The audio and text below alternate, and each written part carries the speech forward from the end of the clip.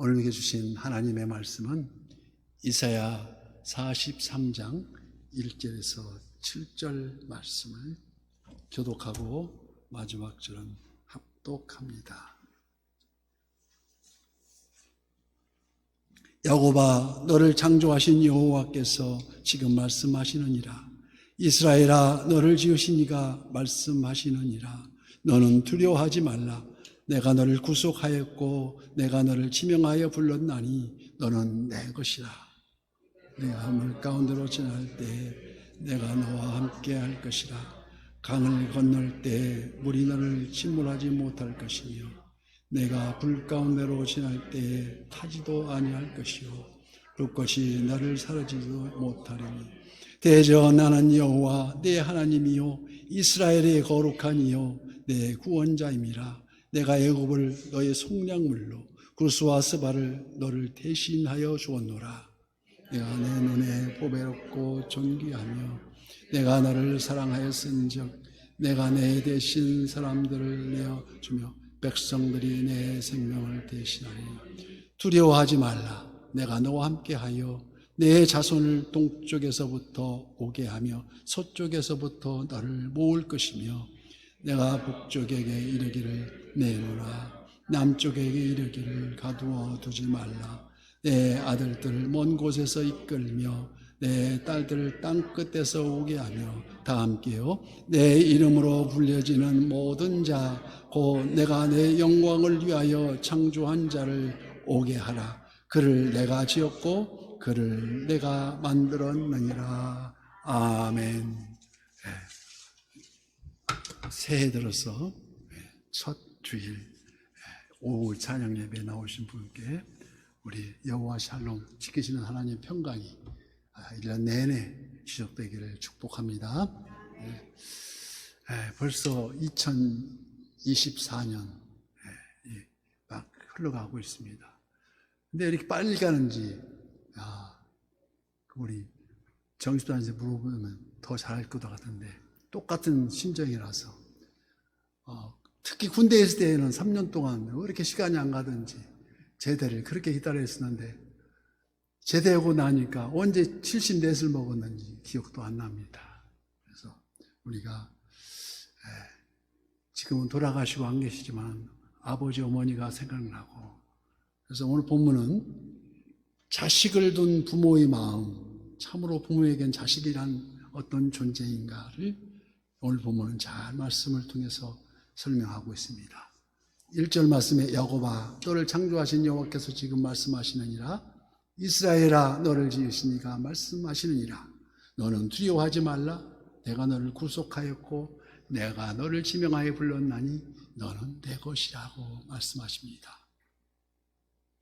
이어지는 4절 말씀에는 내가 내 눈에 보배롭고 존귀하며, 이 무슨 말씀입니까? 우리말 속담에 눈에 넣어도 아프지 않겠다는 말이 있습니다. 얼마나 귀엽고 얼마나 귀중하면 그렇겠습니까? 사랑스러운 존재. 너는 나에게 너무너무 사랑스러운 존재라고 줄곧 인칭되면서 나와 너를 번갈아가면서 내가 너를 분명하게 의지적으로 사랑하고 있다는 말씀입니다.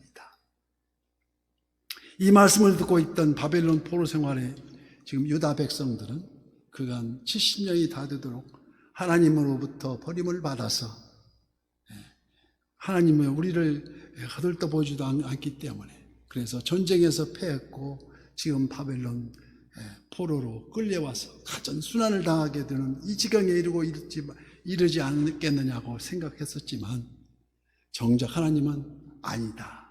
나는 너를 아직 버리지 않으셨다고 오늘 본문 말씀은 확실히 말씀하고 계십니다. 그런데 오늘 성경은 누가 이 말을 하고 있습니까? 나 여호와가 말하노라. 온 우주를 창조하시고 무소부재 전지전능하신 여호와 하나님이 내가 너를 끝까지 책임져 주시고 내가 너를 이 세상 끝까지 지켜주신다는 말씀이 아니겠습니까? 여러분, 인간이나 동물이나 다 똑같이 엄마 뱃속에서 잉태되어 태어나지만 오직 인간만이 영적으로 신앙적으로 거듭난다는 얘기입니다. 그래서 중생한다, 다시 태어난다, born again 한다고도 합니다. 이제 곧 거듭남의 권세를 주셨으니 그 권세를 가지고 우리가 2024년 한 해를 열심히 살아가야 할 줄 믿습니다. 그래서 요한복음 1장 12절 말씀에 오전 설교 본문에서 나왔지만은 영접하는 자 곧 그 이름을 믿는 자들에게는 하나님의 자녀가 되는 권세를 주셨으니 이는 혈통으로나 육정으로나 사람의 뜻으로 나지 아니하고 오직 하나님께로부터 난 자들입니다. 그래서 어떡합니까? 말씀이 육신이 되어 우리 가운데 가시니 우리가 그의 영광을 보니 아버지 독생자의 영광이요 은혜와 진리가 충만하더라. 살아계신 예수님이 지금도 옆에서 이 시간도 함께하고 계시는 것을 우리 마음속으로 우리가 느끼고 우리가 감사해야 될 줄 믿습니다. 그래서 우리가 이 시간도 주님의 은혜와 함께하면서 이 말씀을 바로 새로운 피조물, 버림받은 줄 알았는데 포기하신 줄 알았는데 다시 찾아오셔서 내가 너를 구속하였고 내가 너를 지명하여 불렀다니. 여러분 지금 이 메시지가 얼마나 감격하고 감격스럽고 우리가 가슴 뭉클하게 합니까? 여기 구속이라 하면 형사소송법상 구속, 체포 구속이 아니라 상거래용 단어로서 구속함이 그 값을 대속해서 그 값을 대신해서 지불하고 그 죄의 속박에서 구원해 주시겠다는 말씀입니다. 우리를 천국 백성으로 삼아 주시겠다는 말씀입니다. 예를 들어서 미국 16대 에이브러함 링컨 대통령이 노예 해방 때문에 남북전쟁을 하지 않았습니까? 그 당시에 어느 목사님께서 미국 노예 시장을 지나다가 젖먹이 어린 아이가 딸린 흑인 여성 노예가 어린 아이에게 젖을 물려주고 있는데 노예 시장 상인들이 와서 아주 매정하게 젖을 떼어놓고 팔려가는 그 광경을 목격한 나머지 화가 먼저 치밀어서 그 노예 모녀 앞으로 불러서 말씀합니다. 노예상에게 달려가서 얼마를 주면 그 노예를 살 수 있겠느냐고 아주 비싼 값을 부르니까 그 값을 있는 돈 다 털어줘서 그 흑인 노예 엄마와 딸린 어린아이를 함께 하면서 말합니다. 이제부터 내가 너희에게 자유를 준다. 내가 너를 샀으니 마음대로 자유롭게 살으라고 말하는 이 얼마나 감격스럽고 기쁜 광경입니까? 즉 하나님이 저와 여러분을 구속했다 하면 우연히 그냥 든 게 아니고 이처럼 그 대가를 지불했다는 것입니다. 어떤 대가를 치렀나요? 자기 아들 독생성자 예수 그리스도를 때 대신 자기 자신 대신 우리 죄 대신 그것도 세상에서 제일 잔혹한 십자가 형벌로 저와 여러분의 그 핏값으로 사셔서 천하보다 더더 귀한 하나님의 자녀 삼으신 줄 믿습니다. 그래서 우리가 한 생명을 천하보다 더 귀하다는 얘기가 여기서 비롯된 것입니다. 내가 너를 구속하였고 내가 너를 지명하여 불렀나니 너는 내 것이다. 여기 내 것이라 하면 하나님의 보호와 하나님의 지원이 끝까지 뒤따른다는 의미가 됩니다. 어떻게 보호하십니까? 오늘 보면 43장 2절 말씀에 내가 물 가운데로 지날 때에 내가 너와 함께 할 것이라. 강을 건너갈 때에 물이 너를 침몰하지 아니 못할 것이며 내가 불 가운데로 지날 때에 타지도 아니할 것이요 불꽃이 너를 사르지 못하리니. 이 안에 익숙한 단어가 여럿이 있습니다. 불 가운데 지날 때에, 강을 건널 때에, 불 가운데로 지날 때 여러 가지 있는데 물 가운데로 지날 때에도 430년 애굽의 종살이에서 풀려나오는 출애굽 현장에서 물이 침범하지 못하도록 그 후회를 갈라세워서 방어벽을 치셨으며 낮에는 구름 기둥, 밤에는 불 기둥으로 우리를 인도하셨지 않습니까? 또한 다니엘의 세 친구 사드락 메상 아벳느고가 맹렬히 타는 풀무 가운데 있었음에도 머리카락 하늘도 상하지 않게 그들을 보호해 주시지 않았느냐는 말씀입니다. 이는 마치 우리가 익히 잘 아는 우리가 시편 23편에 여호와는 나의 목자시니 내게 부족함이 없으리로다. 그가 나를 푸른 풀밭에 누이시며 쉴만한 물가로 인도하시는도다. 내 영혼을 수색시키시고 자기 이름을 위하여 의의 길로 인도하시는도다. 내가 사망의 음침한 골짜기를 다닐지라도 해를 두려워하지 않을 것은 주께서 나와 함께 하심이라고 말씀하십니다. 그런데 여러분, 여호와가 보호하시니 사망의 음침한 골짜기가 없어야 할 것 같지만 어찌 인생길 꽃길만 걸을 수 있겠느냐는 것입니다. 어느 곳 어떠한 고난이 닥칠지라도 여호와 하나님께 함께 하심을 믿지 못한다면 이는 하나님의 소유가 되지 못하기 때문에 매일매일이 불안해지고, 왜 불안합니까? 망할까 봐 불안하고, 실패할까 봐 불안하고, 또 병들어 죽을까 봐 불안하고, 불안투성입니다. 그러나 우리에게 주신 이 말씀을 굳게 믿으면 어떠한 두려움에도 다 사라질 줄 믿습니다. 하나님의 약속을 믿음으로써 하나님의 나를 끝까지 지켜주실 것을 믿음으로써 하나님이 어떤 어려움에서도 벗어나게 해주실 것을 확실하게 믿음으로써 내가 너를 지명하여 불렀나니 너는 내 것이라는 주님의 음성에 믿음으로 확답하는 저 여러분 되시길 예수님 이름으로 축복합니다. 과거 우리는 하나님의 백성이 아니었습니다. 하나님의 소유가 아니었다는 것이 아니겠습니까?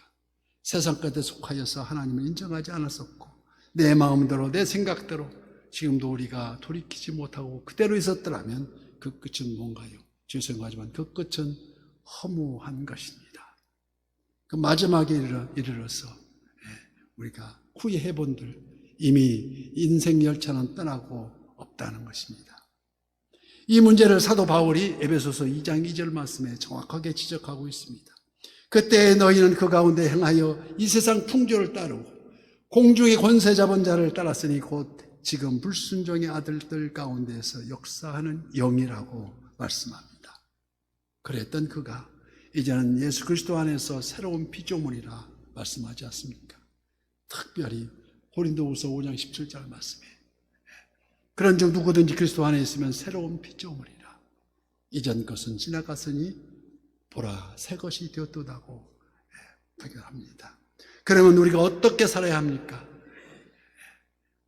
우리가 누군가의 은혜를 베풀어서 그러니까 축복받아서 사업의 번창일로 있을 때에 모두 자기가 한 걸로 생각하지만 주님이 함께 하셨다는 것입니다. 그래서 우리가 항상 우리의 말을 바라보면서 하늘은 스스로 돕는 자를 돕는 어느 장애인 학생의 생활 수기를 오늘 시간에 소개하려고 합니다. 이 장애인의 공부하는 방식이 우리가 학생 때 공부했던 방식하고 비슷합니다. 그 생활 수기는 이렇게 시작됩니다. 실밥이 뜯어진 운동화, 지퍼가 고장난 검은 가방, 그리고 색바랜 옷. 내가 가진 것 중에 헤어지고 낡아도 창피하지 않은 것은 오직 책과 영어 사전뿐이다. 집안 형편이 너무 어려워서 학원 수강료를 내지 못했던 나는 학원 칠판을 지우고 물걸레질을 하는 등 허드렛 일을 하며 강의를 들었다. 수업이 끝나면 지우개를 들고 이 교실 저 교실 바쁘게 옮겨 다녀야 했고 수업이 시작되면 머리에 하얗게 분필가루를 뒤집어 쓴 채 맨 앞자리에 앉아 열심히 공부했다. 엄마를 닮아 숫기가 없는 나는 오른쪽 다리를 심하게 절고 있는 소아마비 장애인이다. 하지만 난 결코 움츠러들지 않았다. 오히려 내 가슴 속에선 앞날에 대한 희망이 고등어 등짝처럼 싱싱하게 살아 움직였다. 짧은 오른쪽 다리 때문에 뒤뚱뒤뚱 걸어다니며 가을에 입던 헛잠바를 한겨울까지 입어야 하는 가난 속에서도 나는 이를 악물고 손에서 책을 놓지 않았다. 그러던 추운 어느 겨울날 색살돈이 필요했던 나는 엄마가 생선을 팔고 있는 시장을 찾아갔다.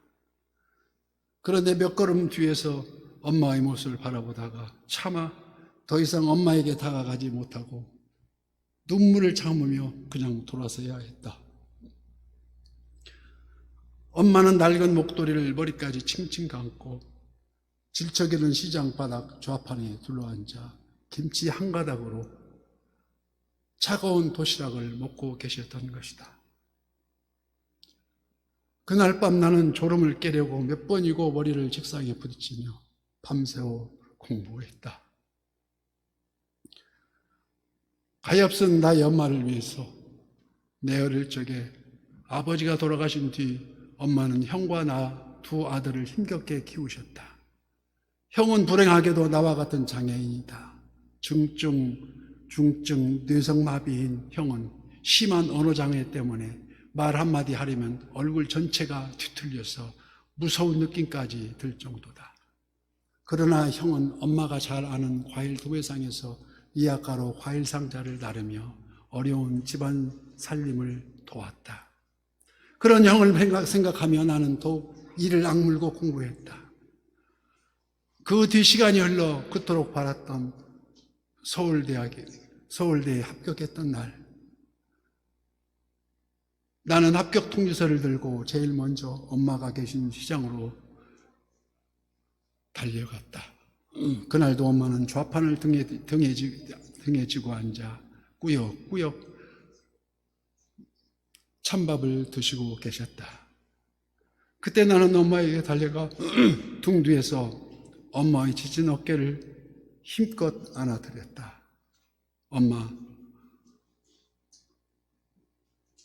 엄마 다 합격했어.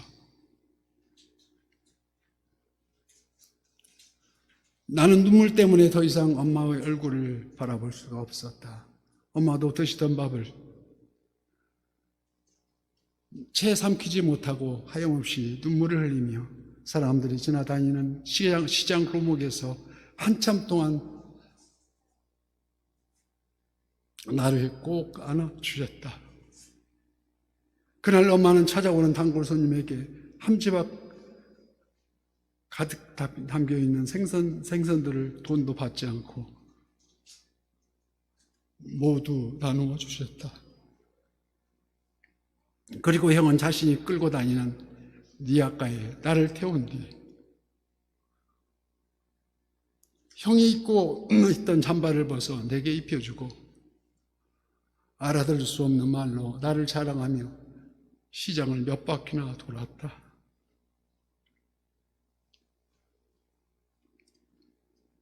그때 나는 시퍼렇게 얼어있던 형의 그 얼굴에서 기쁨이 눈물이 흘러내리는 것을 보았다. 그날 저녁 시장 한 구석에 있는 순댓국밭집에서 우리 가족 셋은 슬픔이 복받쳤는지 국밥 한 그릇을 다 하던 엄마는 지나간 모진 세월에 슬픔이 복받쳐서 국밥 한 그릇을 다 들지 못하셨다. 그저 색바른 구방색 전대로 눈물만 찍어내며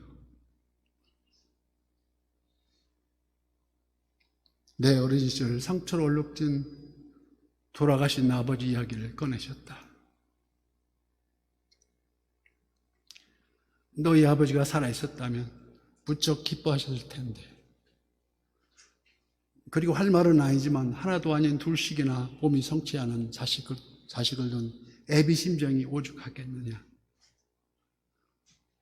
고등학교 졸업식 날 나는 전체 우등상을 받기 위해 단상 위에 올라가다가 중심을 흔들리는 바람에 그만 계단 중간에서 넘어져 바닥으로 떨어졌다. 움직이지 못할 만큼 온몸이 아팠다. 그때 불이 나게 달려오신 엄마가 눈물을 글썽이며 얼른 나를 일으켜 세우셨다. 잠시 뒤 나는 흙 묻은 교복을 털어주신 엄마를 힘껏 안았고 그 순간 내 등 뒤로 아는 사람들의 박수 소리가 들렸다. 새벽부터 늦은 밤까지 도서관에서 공부하다가 컵라면으로 배를 채우기 위해 매점에 들렸는데 여학생들이 여럿 앉아 있었다.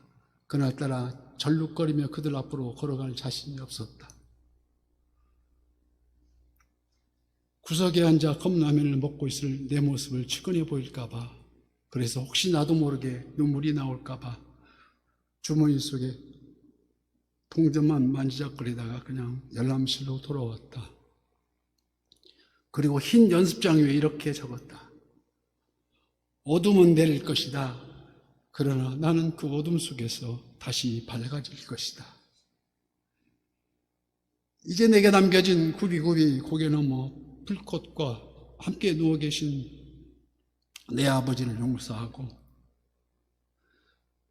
지루한 어둠 속에서도 꽃등처럼 환히 나를 깨워주신 엄마와 형에게 사랑을 되갚는 일이다. 어두운 창밖을 바라보며 문득 앙드레 말로의 명언을 떠올렸다. 오랫동안 꿈을 그리는 사람들은 마침내 그 꿈을 닮아서 그 꿈을 닮아간다고. 너무도 아름다운 말이 아니겠느냐. 이 글은 10여 년 전에 서울대 수기공모에서 고른 글이며, 그 후 이 학생은 우수한 성적으로 지금은 미국 우주항공학을 전공 박사 과정을 마치고 국내 굴지의 기업에서 그를 후원하고 있으며, 그의 어머니와 형도 미국에 모셔가서 모두 한인교회에서 열심히 추석하며 어머니께 극진히 효도하고 있다는 후문입니다. 하늘은 스스로 돕는 자를 돕는다고 했습니다. 불굴의 의지로 저 너무 힘이 들었는데 하나님이 용기를 주셨어요. 그래서 하나님이 하셨어요 하고 진실로 그렇게 고백할 때에 오늘 하나님은 우리에게 말씀하십니다. 너희는 나에게 너무너무 소중한 존재라며, 오늘 본문 7절 말씀과 같이 내 이름으로 불러지는 모든 자 곧 내 영광을 위하여 창조한 자를 오게 하라. 그를 내가 지었고 그를 내가 만들었느니라고 말씀하십니다. 사랑하는 선한 유세 여러분, 우리 인생 목적이 바로 잡히지 않으면 흔들립니다. 하나님의 역사하심, 오직 하나님의 영광만을 드러내는 그 목적 딱 붙들고 살면 절대 흔들리지 않을 줄 믿습니다. 그래서 주님께서 자꾸 흔들리는 시몬을 불러세웠고 믿음의 반석 위에 베드로가 되라고 이름하시고, 마태복음 16장 18절 말씀에 또 내가 내게 이르노니 너는 베드로라. 내가 이 반석 위에 내 교회를 세우리니 음부의 권세가 이기지 못하리라고 말씀하십니다. 오늘 이 땅 위에 영원히 흔들리지 않는 교회 초석이 되어서 선한 유색, 우리 부흥의 원년이 되어서 우리가 있을 존재의 이유가 오늘 말씀과 같이 이 백성은 내가 나를 위해서 지었나니 나를 찬송하게 하려 하는 주님의 음성을 바라보면서 그런즉 너희는 먹든지 마시든지 무엇을 하든지 다 하나님의 영광을 위해서 하라는 이 말씀을 굳게 붙잡고 오늘도 승리하는 우리 선한 요새 모든 지체 되시기를 예수님 이름으로 축복합니다.